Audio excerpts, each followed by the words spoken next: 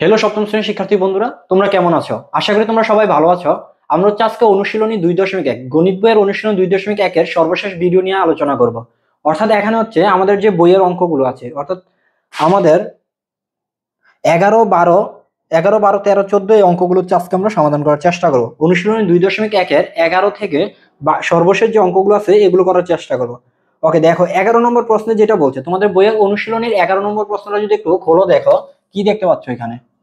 ওইখানে বলা হচ্ছে তামা দস্তা রূপা মিশিয়ে এক রকমের গহনা তৈরি করছে। অর্থাৎ তামা, দস্তা এবং হচ্ছে রূপা, তিনটা জিনিস মিশানো হচ্ছে। তামা, দস্তা, রূপা, এই তিন ধরনের পদার্থ নিয়ে, এই তিন ধরনের মৌলিক পদার্থ নিয়ে এক ধরনের গহনা বানানো হবে, তিনটাকে একসাথে মিশ্রিত করে। ওই গহনায় তামা দস্তার অনুপাত দেওয়া আছে 1:2। তামা ও দস্তার অনুপাত, তামা দস্তার অনুপাত দেওয়া আছে 1:2। এবং আর দেওয়া আছে হচ্ছে দস্তা ও রূপার অনুপাত দেওয়া আছে, দস্তা ও রূপার অনুপাত দেওয়া আছে 3:5।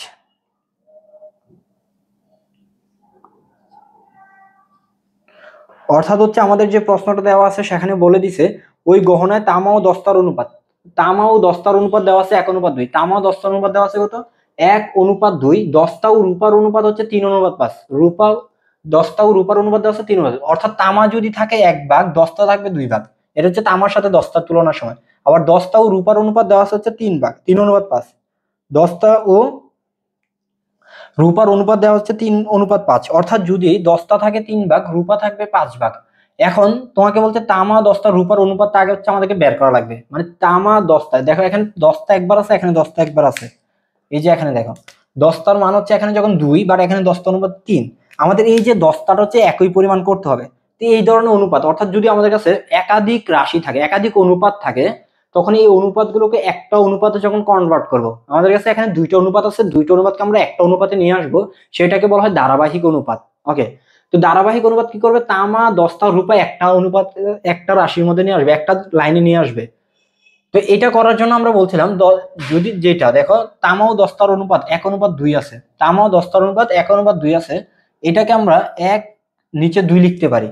এবং এখানে সমান করার জন্য, অর্থাৎ দস্তা দুই জায়গায় সমান করে, একবার দস্তা 2 আছে, একবার দস্তা 3 আছে, এই 2 আর 3 দুইটা আলাদা আলাদা সংখ্যা না লিখে আমরা একটা সংখ্যা বানানোর জন্য হচ্ছে যেটা করব সেটা হচ্ছে পরের লাইনের দস্তার মান দ্বারা উপরেরটাকে গুণ করে দেবো। উপরে নিচে 3 আছে, পরেরটাতে 3 দ্বারা উপরে নিচে গুণ করে দাও।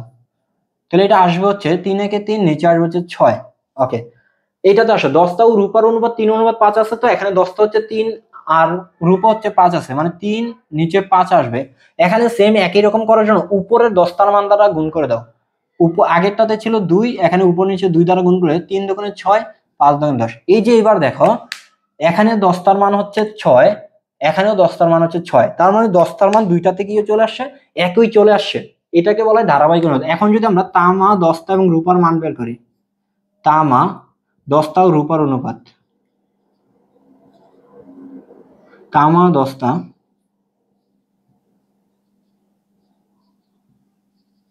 রূপার অনুপাত, তাহলে কি হবে? তামা প্রথমে আসবে, দস্তা তারপর আসবে, তারপর রূপা আসবে। দেখো তামার অনুপাত হচ্ছে 3, দস্তা দুই জায়গাতে আছে 6, রূপা হচ্ছে 10। তার মানে এটা হচ্ছে আমাদের তামা দস্তা রূপার অনুপাত। তামা দস্তা রূপার অনুপাত হচ্ছে কত? 3:6:10।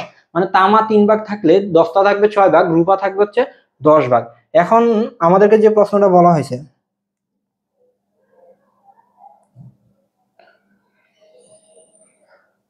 দেখো তামা দস্তা রূপার অনুপাত মিশিয়ে এক রকমের গহনা তৈরি করা হয়েছে।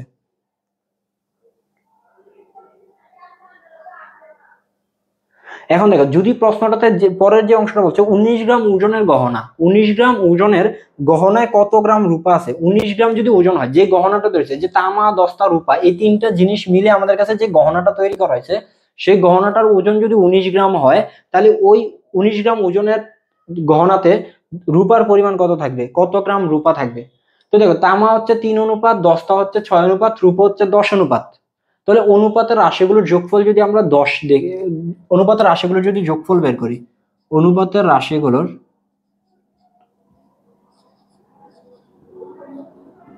রাশিগুলোর যোগফল যদি দেখি, অনুপাতের রাশিগুলোর যোগফল দেখো 3 যোগ 6 যোগ 10 আছে, তার মানে কত আছে? 19 আছে। এখন আমাদের অনুপাতের রাশিগুলোর যোগফল 19 আছে, কিন্তু ওই যে ওজনটা, গহনার ওজনটা আছে 19 গ্রাম আছে। এখন এইটাতে রূপা কতটুকু আছে, অর্থাৎ একটা প্রদত্ত রাশিকে কতগুলো অনুপাতের ভাগ করাটাকে কি বলা হয়তো, সেটা সমানুপাতিক ভাগ বলা হয়তো। তাহলে আমরা যদি এখানে চিন্তা করি রূপার পরিমাণটা কি হবে, রূপার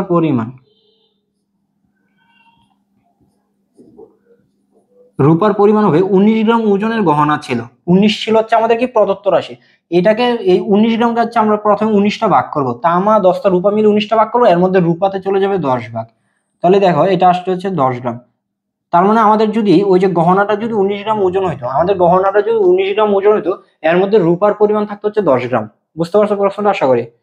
এর পরবর্তী প্রশ্নগুলোতে যদি আমরা যাই, এরপরে অর্থাৎ হচ্ছে 12 নম্বর যে প্রশ্নটা দেওয়া আছে সেটা একটু চিন্তা করো। তোমরা বই খুলে 12 নম্বর প্রশ্নটা একটু দেখো, 12 নম্বর প্রশ্নে কি বলা হয়েছে।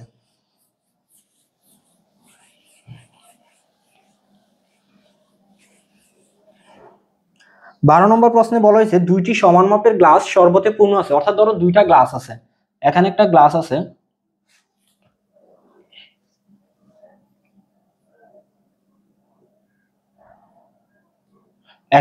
আছে, আরেকটা গ্লাস এটা আছে।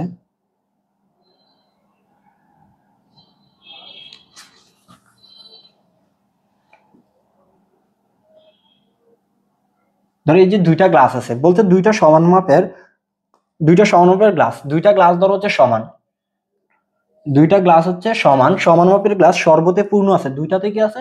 শরবত আছে,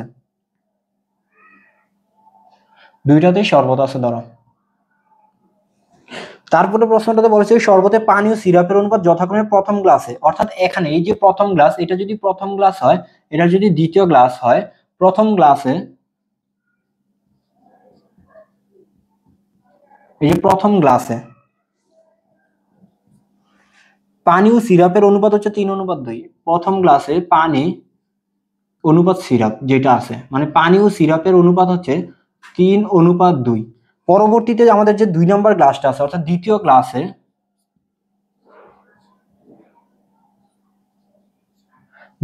গ্লাসে পানি এবং সিরাপের অনুপাত হচ্ছে 5:4। অর্থাৎ পানির সাথে সিরাপের যে অনুপাতটা আছে সেটা হচ্ছে 5:4। অর্থাৎ আমাদের কাছে এতটুকু দেওয়া আছে। এখন দুইটা গ্লাসের শরবত যদি একত্রে মিশ্রিত করা হয়, মানে ধরো এই শরবতটাকে হচ্ছে এটাতে ঢেলে দেওয়া হয়েছে, একসাথে মিশ্রিত করা হয়েছে, তাহলে হচ্ছে পানি সিরাপের অনুপাত কত হবে। দেখো প্রথম গ্লাসে পানি আর সিরাপের অনুপাত হচ্ছে 3:2, দ্বিতীয় গ্লাসে পানি আর সিরাপের অনুপাত হচ্ছে 5:4। এখন যদি তুমি দুইটা গ্লাসকে একসাথে মিশিয়ে দেওয়া হয়, তাহলে পানি আর সিরাপের হচ্ছে অনুপাতটা কত হবে মিশ্রণ করলে, একসাথে মিশাই দেওয়া হলে। ধরো দুইটা গ্লাস আছে, দুইটা গ্লাসকে বড় একটা গ্লাসে নিয়ে হচ্ছে দুইটা গ্লাসকে কি করা হয়েছে, মিশাই দেওয়া হয়েছে। এটা হচ্ছে তৃতীয় গ্লাস, যেখানে হচ্ছে দুইটাকে হচ্ছে মিশাই দেওয়া হয়েছে। ধরো এটাকে এখানে দেওয়া হয়েছে, এটাকে এখানে দেওয়া হয়েছে। এখন হচ্ছে বলছে যে কি হবে, দুইটাতে হচ্ছে যে মিশ্রণটা, অর্থাৎ তৃতীয় যে গ্লাসটা থাকবে সেই তৃতীয় গ্লাস হচ্ছে পানি আর সিরাপের অনুপাত কত হবে। প্রথম গ্লাসে তো পানির সাথে সিরাপের অনুপাত ছিল 3:2, দ্বিতীয় গ্লাসে পানির সাথে সিরাপের অনুপাত ছিল কত, 5:4। এখন চিন্তা করো তো তৃতীয় গ্লাসে পানির সাথে সিরাপের অনুপাত কত হবে। তোমরা একটু চিন্তা করো, দেখো প্রথম গ্লাসে পানির সাথে সিরাপের অনুপাত হচ্ছে 3:2, দ্বিতীয় গ্লাসে পানির সাথে সিরাপের অনুপাত হচ্ছে 5:4। তাহলে হচ্ছে আমরা কিভাবে চিন্তা করতে পারি তৃতীয় গ্লাসে পানি আর সিরাপের অনুপাতটা কত হবে। দেখো প্রথম গ্লাসে যদি 3 পরিমাণ পানি থাকে, দ্বিতীয় গ্লাসে যদি 5 পরিমাণ পানি থাকে, তাহলে হচ্ছে যে যোগ করা হলে কত পরিমাণ পানি থাকবে, 8 পরিমাণ পানি থাকবে। প্রথম গ্লাসে সিরাপ যদি 2 পরিমাণ থাকে, দ্বিতীয় গ্লাসে সিরাপ যদি 4 পরিমাণ থাকে, যোগ করলে কত হবে, 6 পরিমাণ পানি হবে, সিরাপ হবে। অর্থাৎ প্রথম গ্লাস এবং দ্বিতীয় গ্লাসের পানিকে যোগ করলে আমরা তৃতীয় গ্লাসে পানি পাবো, প্রথম এবং দ্বিতীয় গ্লাসের সিরাপকে আমরা যোগ করে কি পাবো, তৃতীয় গ্লাসের, অর্থাৎ নতুন যে গ্লাস আছে মিশ্রণ যে করছি সেখানে হচ্ছে আমরা সিরাপের পরিমাণটা পাবো। আশা করি তোমরা বুঝতে পারছো প্রশ্নটা। আমি আবার বলি, এখানে কি হবে, প্রথম গ্লাস আর দ্বিতীয় গ্লাসে পানি আর সিরাপের অনুপাত যথাক্রমে আছে 3:2 এবং 5:4। এখন আমরা এই দুইটা গ্লাসকে একসাথে মিশিয়ে দেবো, প্রথম গ্লাস এবং দ্বিতীয় গ্লাসকে কি করবো, একসাথে মিশিয়ে তৃতীয় একটা গ্লাসে আমরা রাখবো। ধরো তো তো তৃতীয় গ্লাসে পানির পরিমাণ কত হবে? প্রথম দুইটা গ্লাসের প্রথম গ্লাস আর দ্বিতীয় গ্লাসের পানির পরিমাণ, আর সিরাপের পরিমাণ কি হবে? প্রথম আর দ্বিতীয় গ্লাসের সিরাপের পরিমাণ হচ্ছে তৃতীয় গ্লাসের সিরাপের পরিমাণ। আশা করি এভাবে তোমরা করে ফেলতে পারবা। ওকে, আমরা যদি পরবর্তী প্রশ্নটা একটু বুঝিয়ে দেই। 3 নম্বর প্রশ্নে যেটা দেওয়া আছে দেখো, ক অনুপাত 13 নম্বর প্রশ্ন থেকে একটু তাকাও। দেখো ক অনুপাত খ সমান 4:7 দেওয়া আছে। ক অনুপাত খ সেটা দেওয়া আছে 4:7। খ অনুপাত গ দেওয়া আছে 10:7। 10:7। এখন তোমাকে প্রশ্নে বলছে ক অনুপাত খ অনুপাত গ কত? ক অনুপাত খ অনুপাত গ এটা কত হবে? ওকে, এটা আমরা আশা করি এটা করতে পারবা। কিভাবে করতে পারবো আমি একটু বুঝিয়ে দেই। ক এর সাথে খ এর মান দেওয়া আছে 4:7, খ এর সাথে গ মান দেওয়া আছে 10:7। অর্থাৎ ক অনুপাত খ যে মানটা দেওয়া আছে সেটা হচ্ছে কত? 4:7। অর্থাৎ হচ্ছে 4 উপর থাকবে 7 নিচে থাকবে। আবার খ এর সাথে যে গ এর মান দেওয়া আছে সেটা হচ্ছে 10:7। অর্থাৎ 7 নিচে থাকবে 10 উপরে যাবে। দেখো খ এর মান একবার 7 আসতেছে, খ এর মান একবার 10 আসতেছে। এখন আমরা যদি ক খ লিখি, ক তো 4 আছে, গ 7 আছে, এতটুকু ঠিক আছে। বাট খ তো বারবার চেঞ্জ হইতেছে, খ একবার 7 একবার খ 10। তাহলে এটা করার জন্য আমরা কি করব? যখন প্রথম লাইনটাতে প্রথম অনুপাতটাকে আমরা হচ্ছে চেঞ্জ করতে হবে, খ এর মান চেঞ্জ করব। কিভাবে চেঞ্জ করতে পারি? ওই যে পরবর্তী লাইন যেটা আছে, পরবর্তী অনুপাতে ক্ষয়ের মান দ্বারা গুণ করে দিব উপর নিচে। পরবর্তী অনুপাতে ক্ষয়ের মান ছিল 10, আমরা 10 দ্বারা গুণ করে দেব। তাহলে 4×10 = 40, 7×10 = 70। ওকে, আবার হচ্ছে এখানে এসে আমরা ক্ষয়ের মানটা পরিবর্তন করতে হবে, একই করতে হবে আর কি, দুইটাতে ক্ষয়ের মান। তো এটা করার জন্য কি করব? এখানে হচ্ছে এই অনুপাতটা অর্থাৎ পরের অনুপাতে ক্ষয়ের মানটাকে পরিবর্তন করার জন্য হচ্ছে আমরা প্রথম যে অনুপাত ছিল সেই অনুপাতে ক্ষয়ের মান দ্বারা উপরে নিচে গুণ করে দেব। অর্থাৎ 10কে এবং 7কে হচ্ছে আমরা 7 দ্বারা গুণ করে দেব। 7×10 = 70, 7×7 = 49। এই যে এখানে দেখো ক্ষয়ের মানগুলো 70 চলে আসছে। তার মানে হচ্ছে ক অনুপাত খ অনুপাত গ হচ্ছে ক এর মান হচ্ছে 40, খ এর মান দুই জায়গায় 70 আছে, মানে একই মান। গ এর মান হচ্ছে 49। এটি হচ্ছে আমাদের ক অনুপাত খ অনুপাত গ এর মান। আশা করি এই প্রশ্নটা বুঝতে পারছো। ওকে, আমরা যদি পরবর্তী প্রশ্নে চলে যাই, 14 নম্বর যে প্রশ্নটা আছে দেখো,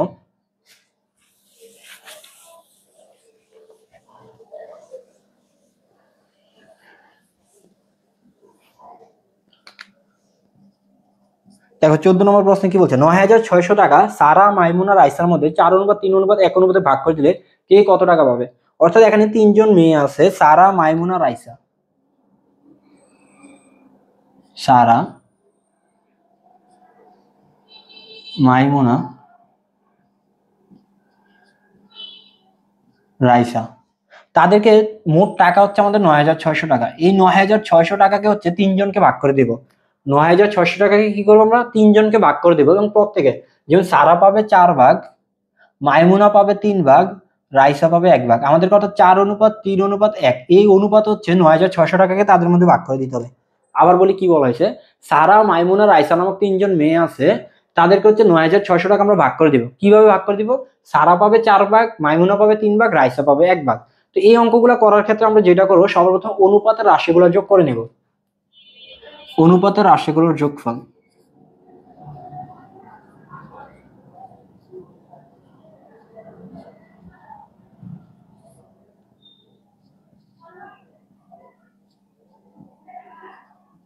অনুপাতের রাশিগুলোর যোগফল কত হবে? 4 আছে, যোগ 3 হবে, যোগ 1 হবে। এটা হবে হচ্ছে 4 + 3 7, 1 8। অর্থাৎ আমাদের অনুপাতের রাশিগুলো মানে টোটাল আমাদের কাছে যে 9,600 টাকা ছিল, সেই 9,600 টাকাকে আমরা 8টা ভাগ করব। 8টা ভাগ করে এর মধ্যে 4 ভাগ দিয়ে দিব সারাকে, 3 ভাগ দিয়ে দিব মাইমুনাকে, 1 ভাগ দিয়ে দিব হচ্ছে রাইসাকে। ওকে, তাহলে সারা কত টাকা পাবে? সারা পাবে,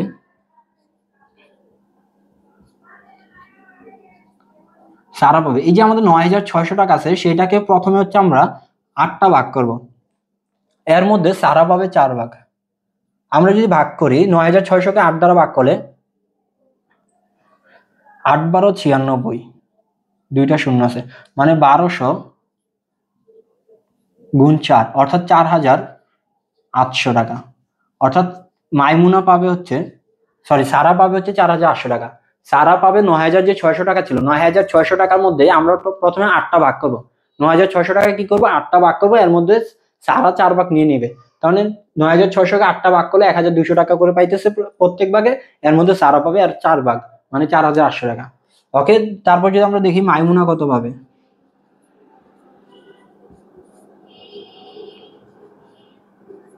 মাইমুনা পাবে ৯,৬০০ টাকার কে 8টা ভাগ করবো, এর মধ্যে সে নিয়ে নিবে 3 ভাগ।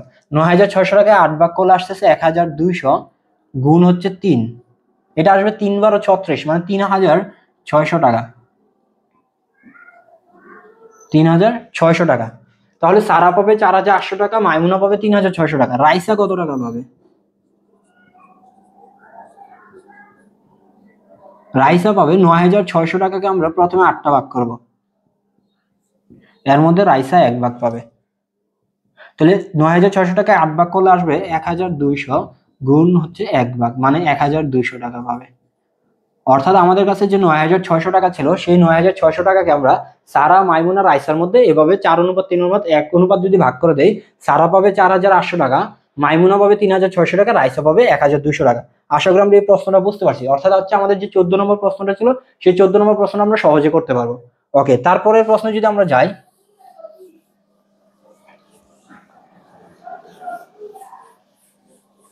ধরো হচ্ছে আমরা 15 নম্বর প্রশ্নে গেলাম। ওকে, 15 নম্বর প্রশ্নে কি দেওয়া আছে দেখো তোমাদের বইয়ে, একটু বইটা খোলো, দেখো 3 জন ছাত্রের মধ্যে 4,200 টাকা তাদের শ্রেণী অনুপাতে ভাগ করে দেওয়া হলো। অর্থাৎ 3 জন ছাত্র আছে, 3 জন ছাত্রকে হচ্ছে 4,200 টাকা, 4,200 টাকাকে তাদের শ্রেণী অনুপাতে ভাগ করে, মানে তারা যে শ্রেণীতে পড়বে তারা তত অনুপাত মান পাবে। ধরো 4,200 টাকাকে যদি তুমি 6-এ পড়ো তাহলে 6 ভাগ পাবা, 7-এ পড়লে 7 ভাগ পাবা, অষ্টম শ্রেণীতে পড়লে 8 ভাগ টাকা পাবা। এটাই বলছে। তারা যদি যথাক্রমে ষষ্ঠ, সপ্তম, অষ্টম শ্রেণীর শিক্ষার্থী হয়, একজন ছাত্র হচ্ছে ষষ্ঠ শ্রেণী, একজন ছাত্র হচ্ছে সপ্তম শ্রেণী, একজন ছাত্র হচ্ছে অষ্টম শ্রেণী, তাহলে তারা কি কত পরিমাণ করে টাকা পাবে? তাহলে আমরা কি পাবো? আমরা বলতে পারবো যে শিক্ষার্থীরা টাকা পাবে, শিক্ষার্থীরা টাকা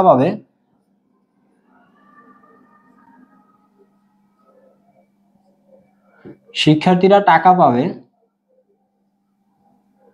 যেহেতু ষষ্ঠ শ্রেণী আছে, সপ্তম শ্রেণী আছে, অষ্টম শ্রেণী আছে, সুতরাং 6:7:8 অনুপাতে টাকা পাবে। শিক্ষার্থীরা টাকা পাবে এত অনুপাতে। তারপর প্রথম কাজ ছিল আমাদের অনুপাতের রাশিগুলোর যোগ করে নেওয়া। তাহলে অনুপাতের রাশিগুলোর যোগফল কত হবে?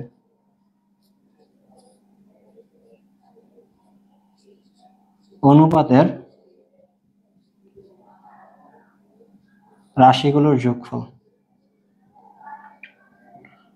দেখো অনুপাতের রাশিগুলোর যোগফল আমরা করলে আসবে 6+7+8।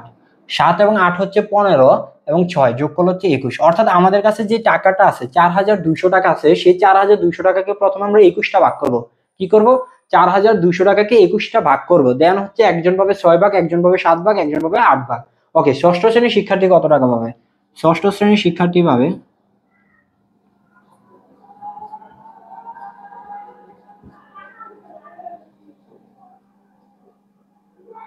ষষ্ঠ শ্রেণীর শিক্ষার্থী পাবে, আমাদের কাছে টাকা হচ্ছে 4,200 টাকা। 4,200 টাকাকে আমরা প্রথমে 21টা ভাগ করব। 21টা ভাগ করে হচ্ছে এর মধ্যে 6 ভাগ টাকা হচ্ছে আমরা ষষ্ঠ শ্রেণীর শিক্ষার্থীকে দিব। তাহলে তুমি যদি 4,200 টাকা, যে 4,200 টাকাকে যদি 21টা ভাগ করো, তাহলে সেখানে প্রত্যেক ভাগে টাকা থাকবে 200 টাকা করে। 21 দোকানে 42, অর্থাৎ প্রত্যেকটা ভাগে 200 টাকা করে থাকবে। তো এর মধ্যে 6 ভাগ পেয়ে যাবে হচ্ছে ষষ্ঠ শ্রেণীর শিক্ষার্থী। তাহলে এটা আসছে 6 দোকানে 12, মানে 1,200 টাকা পাবে। ষষ্ঠ শ্রেণীর শিক্ষার্থী পাবে 1,200 টাকা। ষষ্ঠ শ্রেণীর শিক্ষার্থী কত টাকা পাবে? 1,200 টাকা পাবে। তারপর যদি আমরা দেখি হচ্ছে সপ্তম শ্রেণীর শিক্ষার্থী কত টাকা পাবে। সপ্তম শ্রেণীর শিক্ষার্থী পাবে 4,200 টাকা যে ছিল আমাদের কাছে মোট, সেই 4,200 টাকাকে আমরা প্রথমে 21টা ভাগ করব। এর মধ্যে সপ্তম শ্রেণীর শিক্ষার্থী পাবে হচ্ছে 7 ভাগ। 4,200 টাকাকে 21টা ভাগ করলে আসবে 200 টাকা গুণ হচ্ছে 7 ভাগ, অর্থাৎ 7 দোকানে 1,400 টাকা। অর্থাৎ সপ্তম শ্রেণীর শিক্ষার্থী পাবে 1,400 টাকা। অষ্টম শ্রেণীর শিক্ষার্থী কত টাকা পাবে? অষ্টম শ্রেণীর শিক্ষার্থী পাবে 4,200 টাকাকে আমরা প্রথমে 21টা ভাগ করব, এর মধ্যে হচ্ছে 8 ভাগ নিয়ে নিবে হচ্ছে অষ্টম শ্রেণীর শিক্ষার্থী। 4,200 টাকাকে 21 ভাগ করলে হবে 200 গুণ হচ্ছে 8 ভাগ, মানে 8 দোকানে 16, 1,600 টাকা। তার মানে আমাদের কাছে যে 4,200 টাকা ছিল, সেই 4,200 টাকাকে শ্রেণী অনুপাতে যদি আমরা ভাগ করে দেই, তাহলে ষষ্ঠ শ্রেণীর শিক্ষার্থী পাবে 1,200 টাকা, সপ্তম শ্রেণীর শিক্ষার্থী পাবে 1,400 টাকা, অষ্টম শ্রেণীর শিক্ষার্থী পাবে হচ্ছে 1,600 টাকা। আশা করি তোমরা হচ্ছে 15 নম্বর যে অঙ্কটা আছে, 15 নম্বর যে সমস্যাটা ছিল, সেই সমস্যাটা বুঝতে পারছো। ওকে, আমরা যদি এরপরের প্রশ্ন যাই, অর্থাৎ তোমাদের বইয়ের সর্বশেষ যে প্রশ্নটা, অনুশীলনী 2.1-এর সর্বশেষ যে প্রশ্ন আছে 16 নম্বর প্রশ্ন, সেটাতে কি বলছে এটা একটু খেয়াল করি।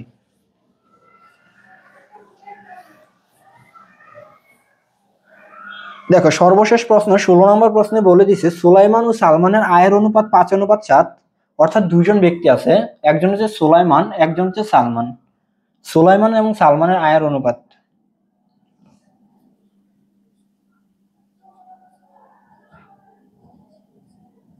সুলাইমান ও সালমানের আয়ের অনুপাত।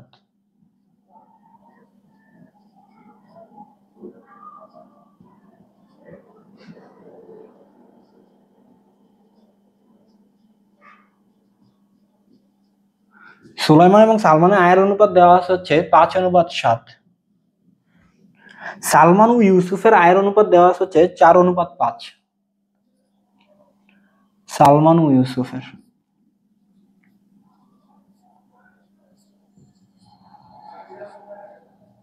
সালমান ও ইউসুফের আয়ের অনুপাত দেওয়া আছে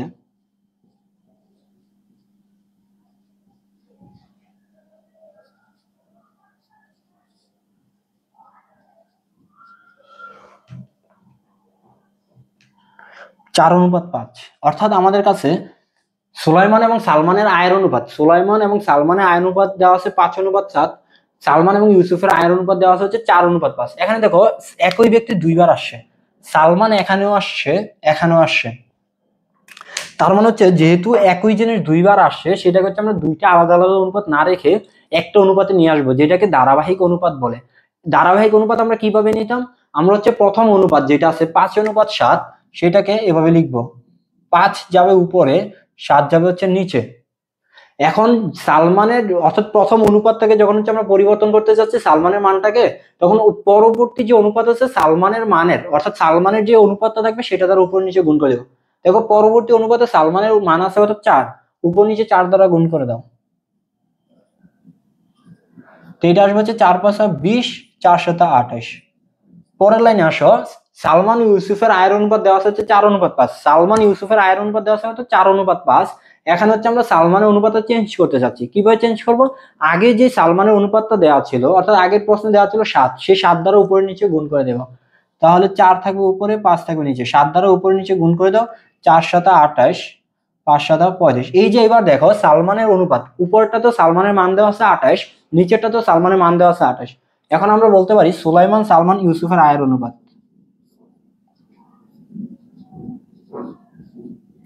সুলাইমান সালমান ও ইউসুফের মানের অনুপাত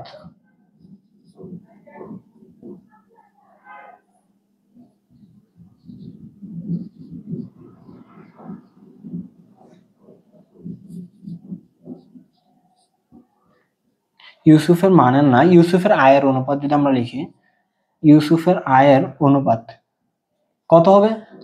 সুলাইমানের অনুপাত হচ্ছে 20, সালমানের অনুপাত দুই জায়গায় আছে 28, মানে একই মান, এবং হচ্ছে ইউসুফের অনুপাত হচ্ছে 35। সুলাইমান সালমান ইউসুফের আয়ের অনুপাত 20:28:35 আছে।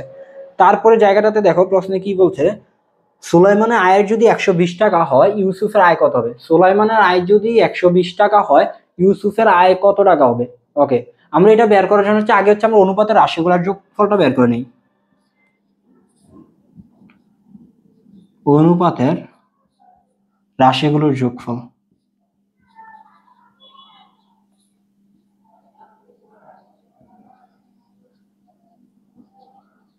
কত আসবে দেখি। আমাদের অনুপাতের রাশিগুলো যোগ করলে আসবে হচ্ছে 20 যোগ 28 যোগ হচ্ছে 35। তো এটাকে যদি যোগ করে দেখো, 5 আর 8 হচ্ছে 13, হাতে থাকবে 3, হাতে 5 আর 8 13, হাতে থাকবে 1, 3 একে 4, 5, 6, 7, 8। অর্থাৎ হচ্ছে আমাদের অনুপাতের রাশিগুলোকে যোগ করলে 83 আসতেছে। অনুপাতের রাশিগুলো যোগ করলে কত আসতেছে? 83 আসতেছে। এখন আমাদেরকে বলে দিচ্ছে সুলাইমানের আয়। সুলাইমানের আয় হচ্ছে 120 টাকা। ওকে, আমরা যদি লিখি সুলাইমানের আয় কত হবে, সুলাইমানের আয় হবে, আমরা এটাই লিখতে পারতাম, প্রদত্ত রাশি, এখানে প্রদত্ত রাশি না লিখে হচ্ছে আমরা মোট আয় লিখি, যেহেতু তিনজনের আয়টাকে আমরা একসাথে মোট আয় লিখি। সুলাইমানের আয় হবে মোট আয় গুণ হচ্ছে 83 ভাগ হবে এর মধ্যে সুলাইমানের আয় হচ্ছে 20, এটা থেকে। ওকে, দেখো সুলাইমানের আয় কিন্তু প্রশ্ন অনুসারে 120 দেওয়া আছে। সুলাইমানের প্রশ্ন অনুসারে আয় হচ্ছে 120 টাকা, মোট আয়টা হচ্ছে আসলে আমরা জানি না। মোট আয়টা হচ্ছে আমরা কি না জানি না, এখানে মোট আয় গুণ 83/20 লিখতে পারবো, 83/20 লিখতে পারবো। ওকে, এখান থেকে আমরা চাইলে সহজে মোট আয়টা বের করে নিতে পারবো। মোট আয় কত আসবে? মোট আয় আসবে হচ্ছে 120 গুণ 83 উপরে যাবে, 20 নিচে আসবে। ওকে, কাটাকাটি করো, 120 কে 20 দ্বারা কাটলে 6 আসবে, 6 গুণ 83 আসবে। এটা কত আসবে? 318 হাতাছে 1, 6টা 48 49, অর্থাৎ 498 টাকা। এই যে 498 টাকা, 498 টাকা হচ্ছে তিনজনের একসাথে মোট আয়। তিনজনের একসাথে মোট আয় হচ্ছে কত? 498 টাকা। ওকে, এখন আমাদেরকে প্রশ্নে যেটা বলছে সেটা হচ্ছে ইউসুফের আয় কত আসলে। ইউসুফের আয় কত? তাহলে আমরা ইউসুফের আয়টা কিভাবে বের করতে পারি? আমরা যদি ইউসুফের আয় বের করি, দেখো ইউসুফের আয় আমরা বের করবো এভাবে।